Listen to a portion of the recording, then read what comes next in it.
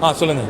வணக்கம் சார், என் பேர் விக்னேஷ். வணக்கம். சினிமா இன்டர்சிட்டின்னு சொல்லி ஒரு யூடியூப் சேனல் ஆரம்பித்து இப்போ ரன் பண்ணிகிட்ருக்கேன். வாழ்த்துக்கள் சார். என்னோடய கேள்வி என்னென்னா, உங்களோட படைப்புகளில் உங்களை ஆச்சரியப்படுத்தின ஒரு கேரக்டர் அண்ட் நம்ம இது வந்துட்டு இப்படி பண்ணியிருக்கக்கூடாதோ அப்படிங்கிற ஒரு கேரக்டர் அப்படிலாம் இது அப்படி இல்லை உங்களை, அதாவது நீங்கள் நினச்சதை விட எதிர்பார்த்ததை விட ஒரு எல்லாமே எதிர்பார்த்த விட நல்லா சில நடிகர்கள் நடிக்கிறப்ப ஃபிலிம் ஒரு கொலாபரேட்டிவ் ஒர்க். நம்ம என்ன தான் பேப்பர் எழுதினாலும் அது நடிகர்கள் ஒரு பங்கு கொடுப்பாங்க. அதில் நடிகர்கள், ஒளிப்பதிவாளர்கள், கலை இயக்குனர், இயற்கை, செட்டு, லொக்கேஷன் எல்லாமே அதை என்ஹான்ஸ் பண்ணும்.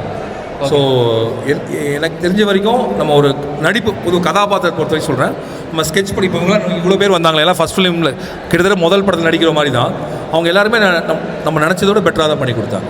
ஓகே. ஸோ இப்போ புதுசாக வர க்ரியேட்டர்ஸ்க்கு நீங்கள் ஒரு அட்வைஸ் கொடுக்கணும்னு என்ன சொல்லுங்கள்? நான் அவ்வளோ வயசாகிடுச்சேன் எனக்கு இல்லை சார், அப்படி இல்லை. நான் வந்து இப்போ தான் இன்ஸ்பயர் பண்ணிகிட்டு இருக்கேன். எனக்கு சினிமா ஆசை இருந்துச்சு. பட் ஒரு டேரக்டர் ஆகணும் இல்லை ஒரு ஆக்டர் ஆகணுங்கிறது வந்துட்டு ஒரு 6 மந்த்ஸாக இப்போருந்து ஸ்டார்ட் பண்ணி, அதனால தான் இந்த சேனலும் வளர்ந்துட்டு இருக்குது. நானும் நிறையா கொலாபரேட் பண்ணிகிட்ருக்கேன். ஸோ இப்போ வந்துட்டு நான் ஒரு படம் எடுக்கிறதுக்கு எனக்கு ஒரு டைம் ஆகுங்கிறது தெரியும். பட் அதுக்குண்டான விஷயங்கள் அதாவது நம்ம ஒன்று ஆசைப்படுறவங்க ஆட்டோமேட்டிக்காக எல்லாமே நடக்குங்கிறத நான் நம்புகிறேன். அந்த மாதிரி தான் நடந்துகிட்ருக்குது. ஸோ அந்த மாதிரி இருக்கும்போது உங்களோட இந்த பாத்துக்கு நீங்கள் ஒரு அட்வைஸ்னால் என்ன சொல்லுவீங்க? ரொம்ப நம்பிக்கையாக இருக்கிறது தான்.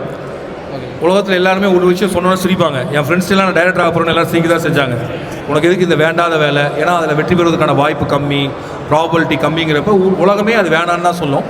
அப்போ நீங்கள் மட்டும் தான் துணிந்து நம்பணும். எப்படி ஒரு படம் எடுக்கிறப்ப ஒரு சுற்றி இருக்க எல்லாத்துக்கும் அது மேலே 1000 கேள்வி இருக்கும். ஒரு டைரக்டருக்கு மட்டும் இந்த படம் வரும், எல்லாத்துக்கும் பிடிக்கும், ஓடுங்கிற கன்விக்ஷன் துளி கூட மாறாது.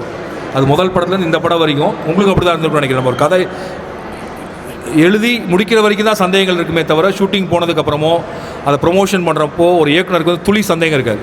அந்த துளி என்ன சொல்கிறது, ஒரு சிறு துளி சந்தேகம் கூட இருக்காது. அவ்வளோ நம்பிக்கை இருக்கும்.